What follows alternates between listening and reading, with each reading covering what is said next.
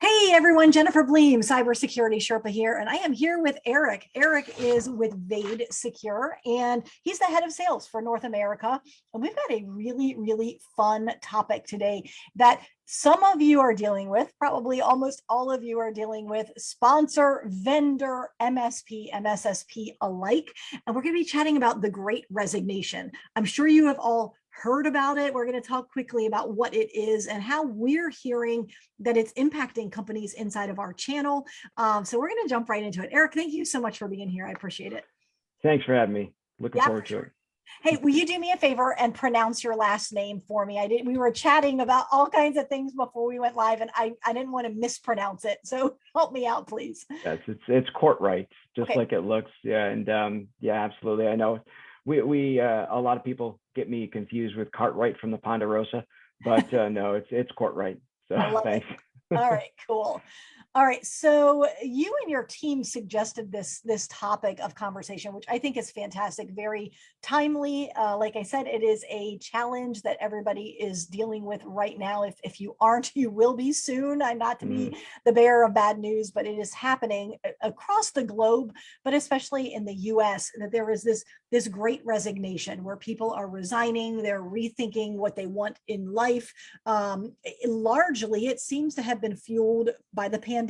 So let's do just a quick, where do you think this trend is coming from? And then we're going to jump into how this is impacting our channel. Absolutely. So just like you said, the pandemic really, because it forced people to work remotely, work from home, look at different ways of communicating. The normal sales and marketing processes were completely interrupted.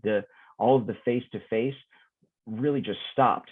And that forced all of us to find new ways to be able to sell and get in front of customers.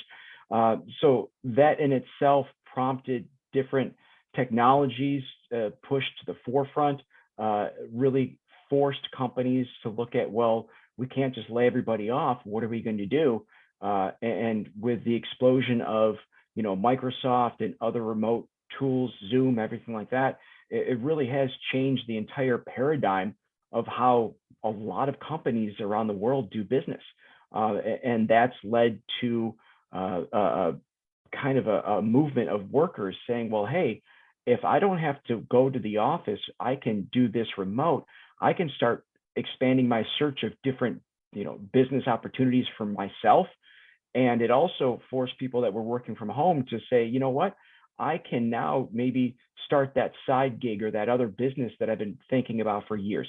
So there's just been a whole massive shift of so many different ideologies and technologies within such a short amount of time that, we're all kind of struggling to figure out how to continue to push forward, the right way where we're all doing what we want to do, but at the same time being successful and kind of making the company we work with and work for successful too. So then as we look specifically at the MSP world, what do you think the impact of that is for MSPs, or even the potential impact? Well, first is depending on the MSP. If you are just focusing locally within your own kind of region, it really hasn't taken that much of a toll because you don't have to go that far. You can still put on a mask and go see people if that's the case. I think some other MSPs that are more state or regionally or nationally focused, they're the ones that are going to have to really do a little bit of a Texas two-step and figure out how they're going to continue to grow, how they're going to service their customers, how they're going to get techs out to those places with these types of issues that we're having.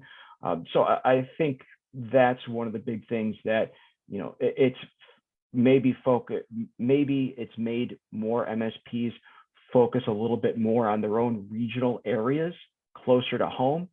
And that might have shifted some nationally focused MSPs to rethink what they're doing. So it's really hitting everybody differently.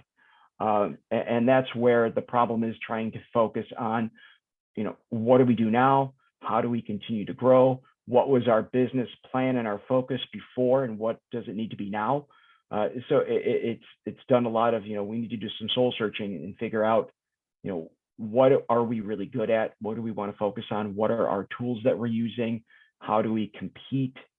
It's just been a lot of questions out there. Yeah. So, I mean, a lot of, like you said, the Texas two-step, a lot of pivoting and thinking on your feet. And mhm. obviously we're dealing with humans. And so they are not predictable at all.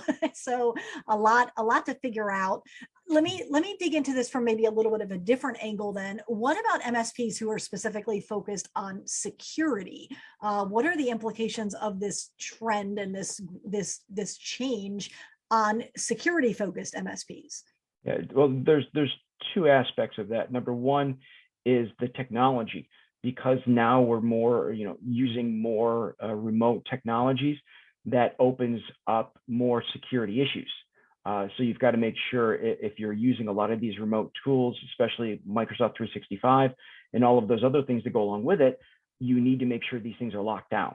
So it's taking those extra couple of steps really to focus on those back doors, and making sure that when you do deploy these things, that you walk through all the steps to shut everything on the back side to really protect those users. And on the other part of it, it is the human side of it. Some of these technologies, these security technologies, require a lot of man hours. And going to the topic as far as people leaving and changing jobs, and really trying to find the talent, and people having to wear additional hats to provide the extra security. Now you've got to look at what tools you're using, and are those the best tools, because of the time constraints and the other issues that we're having that you're using to protect your clients. So it's kind of a twofold: looking at what tools you have, reallocating man hours. Those things really go hand in hand, trying to figure out what's going to work best for you. And I think it's interesting as we dig into this a little bit. It's almost becoming a 3D chess game, because initially I was looking at this as how does this impact the MSP and the MSP's staffing model and onboarding and training model and hiring model. But it also, the Great Resignation is affecting your clients as well. And so you've got more onboarding and offboarding of their employees, and their employees are working from home or working from multiple locations. And so from a security standpoint, that is a factor as well. So I think it's easy for a lot of us to just kind of think tunnel vision. Oh no, there's a growing crisis threat situation inside of the Great Resignation. How is this going to affect my ability to scale and hire? And that is legitimately an aspect. But then this is, it's impacting all of your clients as well. So they are having to rework their hiring process. They probably are not telling you they have a new hire coming on until even more last minute than they used to.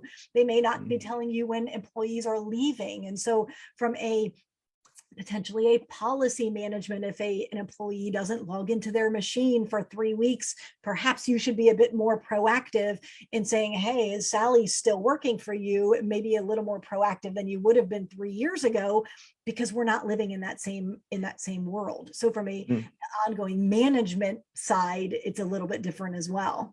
Yeah, they need to have these tools that aren't overly complex to navigate and to tweak and to set up and to maneuver around if they're going to be efficient, because they don't have the people.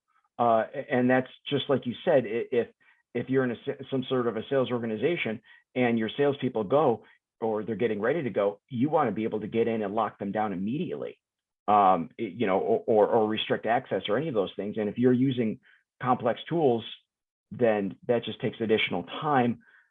So yeah, just like you said, it's multiple facets and multiple fronts trying to make it work. So let's shift back to the MSP for a second. They're obviously, many of them are working a bit short staffed right now, struggling to find the team members to add to the team. So what are some efficiencies that you feel like MSPs should be putting in place to run their businesses a little bit more lean, if you will?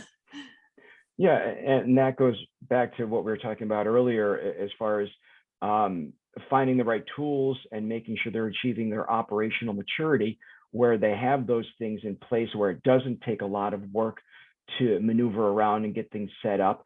And then just on the side of that, really refocusing on their existing clientele to make sure that they are all buttoned up as far as a security standpoint.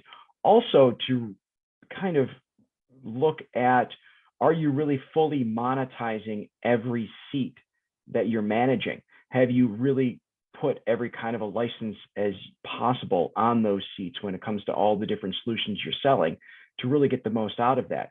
That way you're not kind of spending a lot of time going out and looking for necessarily new business, but you're farming what you already have and really looking at what they're doing. Is there a better, easier way that you can sell them anything and, you know, help yourself, help them, while you're still, yes, you're still looking for new business, obviously, but just looking at what's home and what you have already. And that's some of the things that we're doing internally, you know, just to go through and making sure that our partners are fully trained, that they have all of the tools and they understand all of the tools. You know, we're giving them additional marketing information so they can use that to reinvigorate their end user stack and you know, really get the products out in front of their end users better. So there's a lot of things that they can do like that, that will help. And, you know, not to jump totally off, but one of the things I was working on with a partner is looking from a security standpoint at whitelists and really digging in to see what people are doing with their emails and whitelisting, because that really can open up the door for different types of attacks. And this is something that I worked, you know, for the last few days with one of our partners on, just to go through and do a quick search and update people's whitelists. I had a horror story from a partner a couple of weeks ago that one of the owners of the, you know, the client that they were working with, the owner, literally whitelisted everything he got. Every single email he got was whitelisted, and it was a train wreck. So they had, you know, the tools that we gave them, they were able to go in and do a lot of work and clean that up, and it saved them a lot of time and some potential catastrophe. So So it's interesting that story about whitelisting. And then I smiled when you said something about you training your partners. I was already thinking this is a great opportunity to say, okay, I know my clients are going to have a lot of turnover over the next year. How can I get those new employees, my clients' employees, onboarded correctly? Maybe we have a cloud service. They need to know how to use it. Maybe we have Vade as an email security option. How can you set up Loom videos or a learning management system or something where you record a video, short video once, and you get scale out of that and potentially even some automation behind it, so that you are doing more with less human resources. And that is not difficult to do. It just takes some concerted effort and focus. right, just, yeah, putting a plan together as far as this is what we want to do.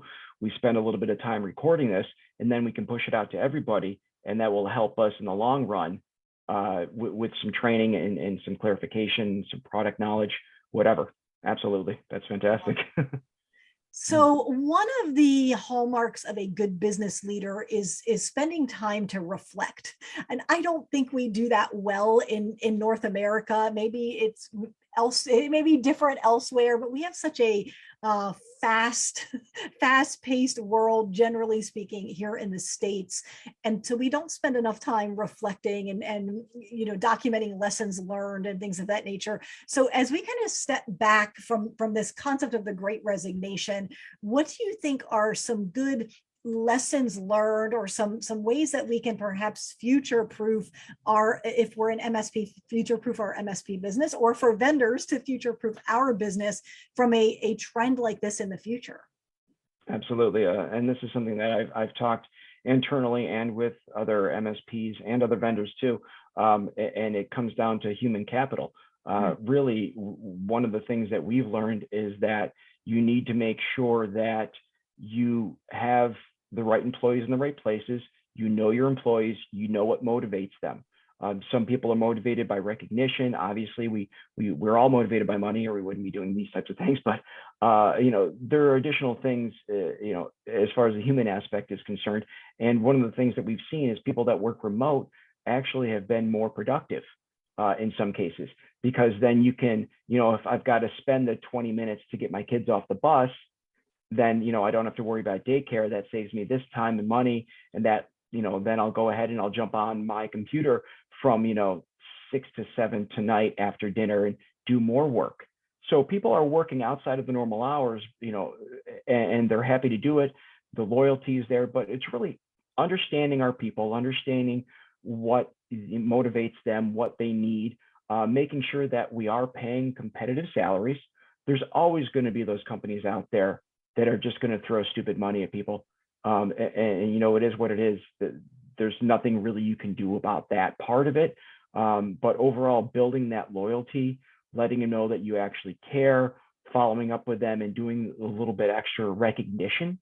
I think, it takes a lot for managers to really stay on point when it comes to recognizing employees and giving kudos and all of those types of things, and keeping it competitive but fun, I think, as well. But those are just some of the things that we've seen and we've learned, that, people are going to do what they're going to do. But if you really build some loyalty by showing that you truly care about them and their future, their family, what their goals are, and then, giving them extra trainings, that, there's trainings out there that you can do that doesn't cost a lot of money or anything, that really makes them more valuable to you. And it shows that you're really interested in their professional growth and their personal growth.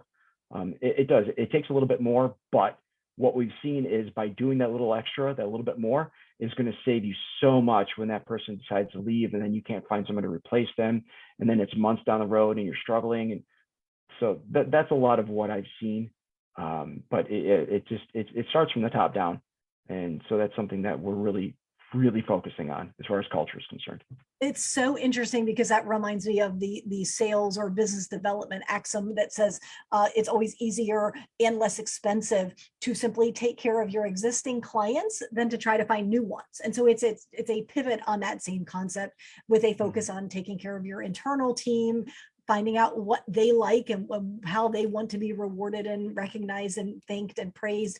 I will be super transparent. I am a very big driver. Like, I get a lot of things done and I forget that my team needs the thank you. I mean, I'm decent at, hey, the quick, hey, thanks for doing that. But I mean, like just an email or picking up the phone and saying, I really appreciate, I know you've been working hard and we've been busy and I really appreciate it. And that goes a long way. And I used to have that as part of my end of week routine. I would have, did you tell at least one team member thank you, beyond the cursory thanks reply to an email? And it's not on my checklist anymore. So I need to add that, because I have fallen off the wagon a bit there. I think my team knows that they are appreciated, but I don't want to think anymore. I need to know. So I love that. That's awesome. Okay. Yeah, So yeah, go ahead. No, I was just going to say, yeah, that's the biggest thing. It's really, we get, thrown into the mix, and we forget those types of things. But, the little extra, pizza party, or that little coffee, or just those little something, just say, hey, awesome job this week. I know you had a lot going on and it was stressful, really appreciate it. And, here's a Starbucks, something small. It doesn't cost a lot, but the recognition really does go a long way. And then they're like, you know what, they appreciated it. I'm going to work just as hard next week. Yeah. So. Love it.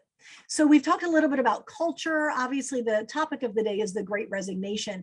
Where do you think that vendors can step in and assist, or provide some kind of support with this challenge?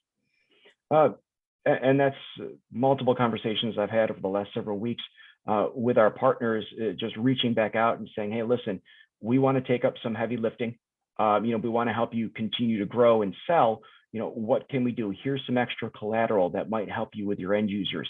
Let me know. I got on an end user facing training call for one of my partners, where I walked through the training and did a little extra for them, because they were short, they were a little short that day and they need a little extra help. So anything that vendors can do to reach back out to existing partners and just be proactive. Hey, how are things going? We've got these couple of new features. Let me know if you got a minute. I just want to show you. And then I've got a couple of marketing documents that you can use to send out, because, MSPs aren't marketers. So some are fortunate enough to have people internally on staff that can do marketing types of activities. But as a vendor, if we can push any content out that helps them, even if they just kind of cut and paste some bullet points or whatever that they can use for their own marketing and pushing the product stack, then that saves them time, and they really appreciate it too. So that's some of the things that I would say that we've been doing that I know that a lot of our partners have been pretty grateful for. I love it. I love it. Okay, so let's shift just a little bit, because we talked about how this is affecting the industry in general, and then we said, okay, what about from a security standpoint? Now we've introduced the vendor element of vendors coming behind and truly being a partner in the endeavor of growing businesses, securing companies. What about if a MSP is in the process of searching for a tool? What should be on that short list? Like, what's on the checklist of I must have this in order to consider a cybersecurity tool or a cybersecurity vendor? Really ease of use, setup, functionability. Obviously you want something that is going to fit into your budget and that's going to work. But apart from those two, first two things that you want to think of, how long does it take to set up? How long does it take to manage? Is it something that you can scale? Is it a replicating process?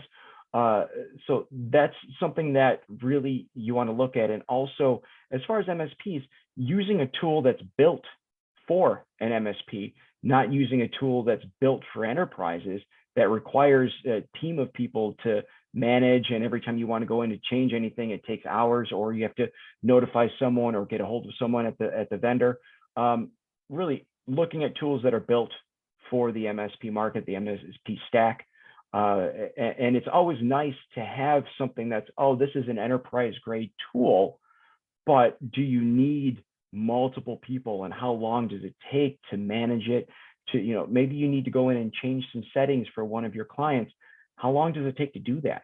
Do you have to search for things? And so those are the, apart from the top two, those are the types of things that you need to kind of really look at when it comes to different types of tools internally, and then different types of products that you're going to sell. Is this a process that I can replicate quickly and easily? Can I do a setup in a certain amount of minutes? If I need to go in and find something, can I do it? Or if I can't remember how to do it, can I get a hold of somebody quickly to help me do it? Just those types of things really make a huge impact when you're talking about your human hours and what you're spending. And then, of course, if you are a little short-staffed, which so many of us, are fighting with that right now, we're trying to grow and scale, but you have to do what you can do with what you have until you get new people. And even then, you don't want to get some sort of a product that's overly complicated, even though, yeah, hey, it's great, it's got all these bells and whistles, it can do all these things, but it takes you a week to configure it. Yeah. And you mentioned ease of use. I'm going to shift that a little bit. Totally agree with ease of use, but I think, is it intuitive is such an important factor as well. And is it intuitive not to the MSP, because we can usually figure things out and we're not afraid to try to break it and right click, and maybe we'll do a quick Google search if we can't figure it out. But is it intuitive to the end user? And so I've been trialing a couple of tools internally, and I'm like, okay, they're fine. And then I ask my team to start using them, and I get peppered with email after email after email. And I don't want those to go to my support team. I want them to go to me, because I know if they can't figure it out, then they're never going to use the tool. So Right. that then, from the MSP standpoint, what good does it do to roll out a tool if the team you're rolling it out to, your clients aren't going to use it? And whether that's email security or a password manager or whatever, if they're not going to use the tool, and if you need them to adopt it, then it's useless if it isn't easy and intuitive. So Yeah. I think MSPs sometimes forget that, because they understand technology. It's easy for them. And sometimes the reminder is good to say, yeah, but is it easy for your clients? So, and that's part of what we focus on, is the end user experience. So how, from an end user perspective, someone that, barely touches technology other than when they have to, how are they going to cope and deal with these types of changes or whatever is going to happen with what you're giving them? And that's part of what we've done is the end user training and the end user documentation that we give to our MSPs partners, and that we are also giving to their end clients. That those end clients, I mean, we have some end clients that have 4, 5, 600 mailboxes, and then you've got that many people. So you really need to communicate well. Hey, you're going to see these changes. This is what's going to happen. And if you have questions, that's fine, but please read through this. This should answer 90%, 95%, or whatever of what you might run into. Yes. So those are, great points as far as end user experience. And, if, especially with us, they're not dealing directly with our tool. So our tool is something that the MSP is using. They're just getting the, maybe the banner for a threat email or something like that, or maybe their end user awareness training that we have built in, they're going to see some of that. So, all in all, they're not directly dealing with the tool, but they are going to see a couple of different things that they might not have seen before. So we've talked through what to look for. What about on the flip side? What could perhaps cause an MSP, or should cause an MSP, to eliminate a vendor or a solution? What should you not focus on? Or, let's flip that coin a little bit. Yeah, absolutely. So one of the common conversations I have with MSPs all over is just the fact that technology changes quickly. Trying to standardize your solution stack and trying to, understand the technologies that are coming out and staying on top of those types of things. Technology changes fast, and understanding that what worked 3 years ago is not necessarily the technology that's going to work today. So reviewing your technologies, understanding the changes, not being afraid to sit on a 20-minute demo. Give somebody the 20 minutes, walk them through and be like, you know what, I understand it's a great technology. It's just not going to work for us right now. I appreciate the time. But sitting through it, so you learn, you see what's out there, and then you are better informed when you're trying to decide what you're going to do overall. I think that's the first thing. And the second thing is, don't be afraid. We've been using this for so long. This is what everybody's comfortable with, and this is what we know. Yeah, just because that's the case, that is not a good reason not to try other technologies. Yes, adopting anything is hard because obviously you get into a groove, you know how things work, but just because that's the case, that doesn't mean that's the best for what you have. So really not being afraid to look at other things, try other things, take a few minutes, listen to a vendor, sit on a quick demo, and that way that, what we have, it's okay for maybe a quarter of our clients, but this other product would work way better for 3/4 of our clients. And then there you go. Now you're getting them something that would work better. It's going to save you time, make you some more money. Maybe it's less expensive than something else. But really, it's hard because there's so many things going on, but taking that time to look at what you have, and every so often do a cost analysis, a technology comparison to what's out there. And, having that time, focus, energy, it's tough, but in the long run, it's going to help because you will be out ahead with the technology that is going to work best for you and your clients. And you're not stuck working with something from 3, 4, 5 years ago that maybe that technology, when it was the premier one at the time, maybe they've gone in a different direction. It's become cumbersome. The billing's a little difficult. Support maybe just wasn't what it used to be. Those types of things. It's so interesting to me because when MSPs are going out to a prospect, I always encourage them to remember that prospect made the best decision they could 3 years ago, 5 years ago, 8 years ago. They selected an MSP or an IT service company or whoever they're using, their uncle's brother, based on where they were in business, based on their budget, based on the facts available to them at that time. And so you need to encourage them that it served them well, but it's time to change. And that's exactly what you're saying with solutions is don't get married. This is not a lifetime commitment to any of your solutions. In fact, I encourage my clients every year, they should be re-examining some of their core solutions to make sure they are still serving them, and that there haven't been new technologies that have snuck up on them when they were, busy staying married to that solution for the last few years. So definitely agree 100% with what you said. Let me ask you this, because I was so excited to jump into this topic because it's such an awesome and pertinent topic to what's going on right now in the world. Can you give us a little bit more information about Vade and what it is that you do? Because I obviously want to give you that opportunity. Yeah, absolutely. Thank you. So we are one of the largest email protectors for Microsoft 365 in the world. We protect over 1.5 billion mailboxes in several, 80 plus countries. We have international patents. We have one of the strongest filtering technologies for email threats in the world. And we work with partners to really help them protect their clients and themselves from advanced email threats. We really integrate directly with Microsoft, so you don't have to redirect MX records. We have additional security tools, integrations with other types of tools. We integrate with different SIM technologies, SOAR. So we have additional technology features available, but at the end of the day, we are built for MSPs.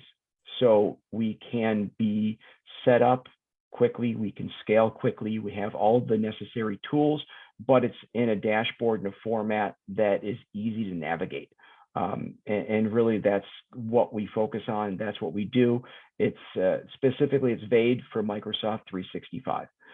And that is our focus, to help partners really protect their Microsoft clients. And we just ask, and like kind of like I said before, we're just asking, for a few minutes to show you a demo. Take a look at what you have, take a look at what Vade does, and if it's a fit, great. And if for any reason it's not, then you know what, you are more educated than you were before about some other solutions that are available in the market. You can hit vadesecure.com, and that will take you right to our website. But that is really what we're focusing on. And with the amount of threats out there and the percentage of threats that are coming through email, you have to have a multi-layered approach. And that's what Vade does. It provides that advanced email defense against some of those really scary threats that are hitting everybody. I mean, the stories that I could tell you, I hear daily about city governments, about different companies that are, somebody changed 2 letters in an email, and next thing you know, they sent $100,000 payment to the wrong vendor in a different bank account. Yes. I mean, all of it, it's happening constantly. And you need to have, as much security in place as you can. Awesome. So give me that URL again for people who were maybe driving or didn't have a good memory like me. Yeah. It's vadesecure.com, VADE, like Darth Vader, but we're on the light side of things. So Darth Vader, no, it's vadesecure.com.